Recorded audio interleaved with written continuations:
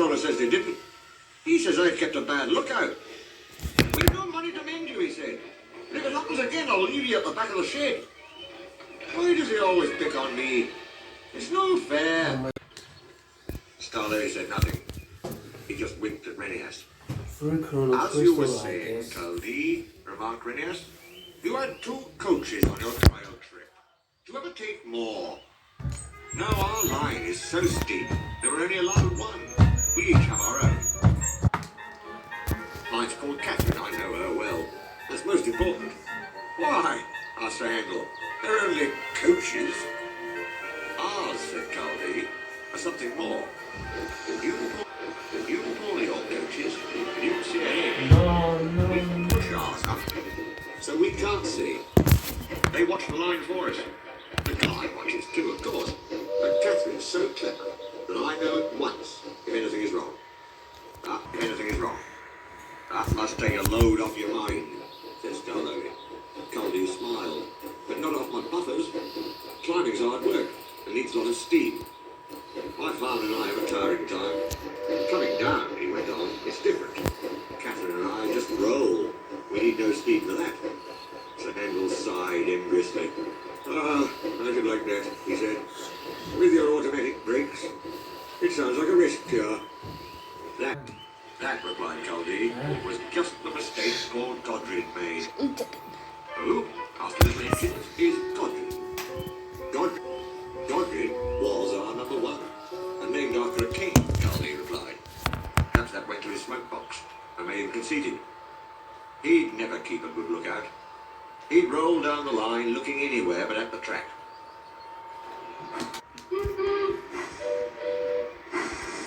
You have an accident, I told you. Pooh, he said, I've got automatic brakes, haven't I? And driver's got his air brake. What more do you want? More sense from you, I said.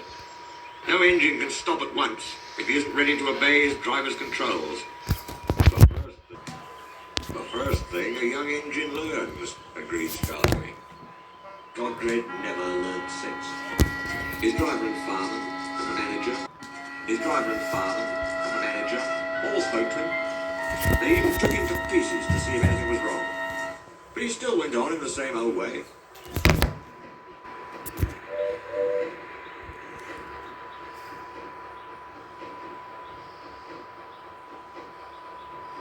One day, I was going up and waiting at a station with Godred coming down to pass me.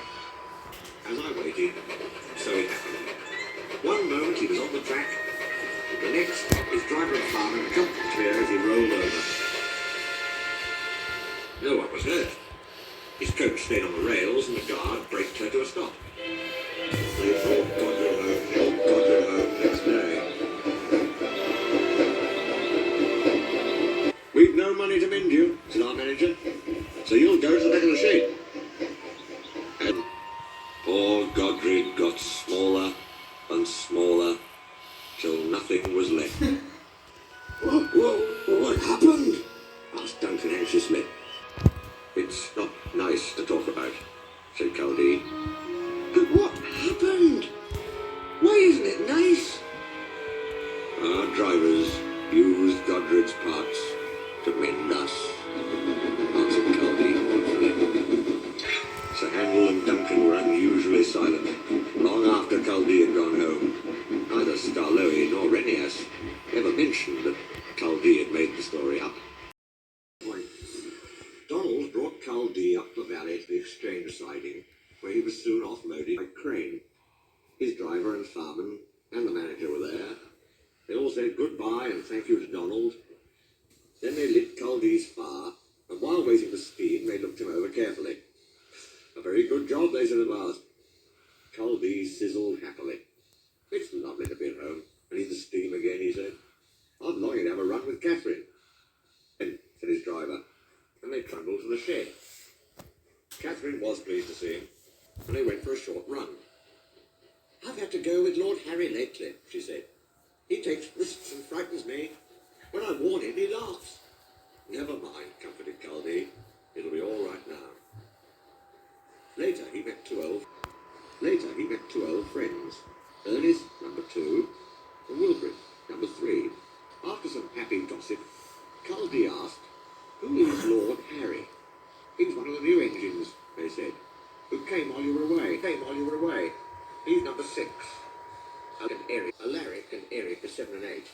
They're nice quiet engines, but they're all away.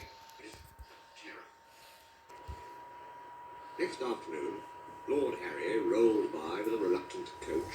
The reluctant coach on his way to the platform.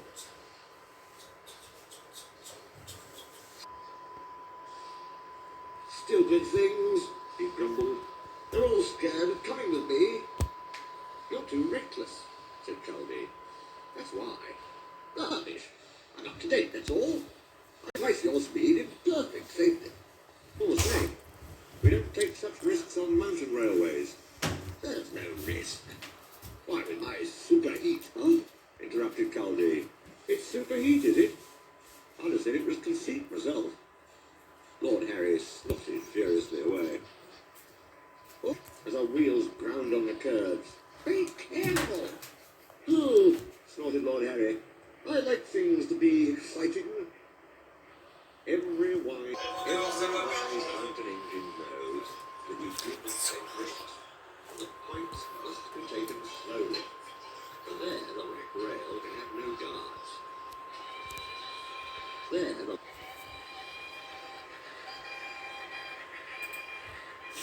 Steady, boy, steady, warned his driver. But Lord Harry paid no attention. He was thinking what he'd say to Caldy next time they met. Caldy next time they met. There's no danger, he boasted, storming up the final slope. That patched-up old ruin was talking nonsense.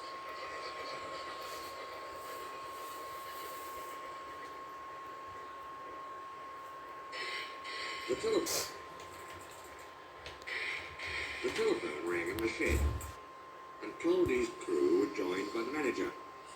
Lord Harry's off at Summit, he said. He's not to go and put things right. So they collected some workmen and the tool and set out at once.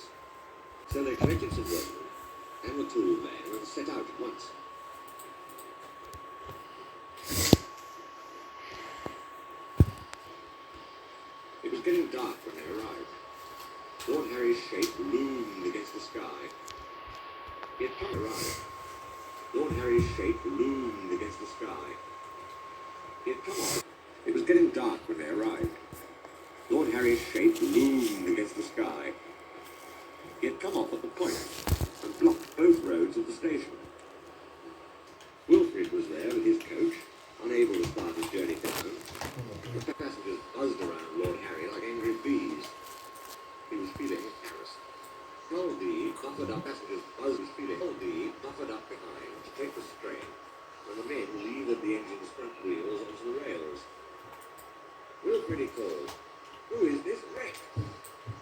It's Lord Harry, didn't you know? It looked like old Harry. It was old Harry.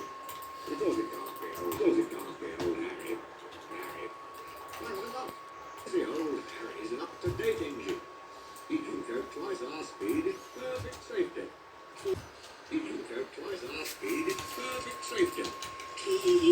Typical coaches. Lord Harry seethed in silence. They pushed Lord Harry out of the way and took the passengers home.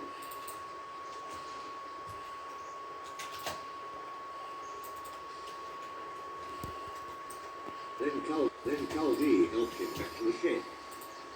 It was that coot, blustered Lord Harry. She never... No, said the manager sharply. It was your fault, and you know it. You upset our passengers and damaged yourself by taking risks. We cannot have that way. But sir, that is enough. You will stay in the shed till we have decided what to do with you. He turned and walked sternly away.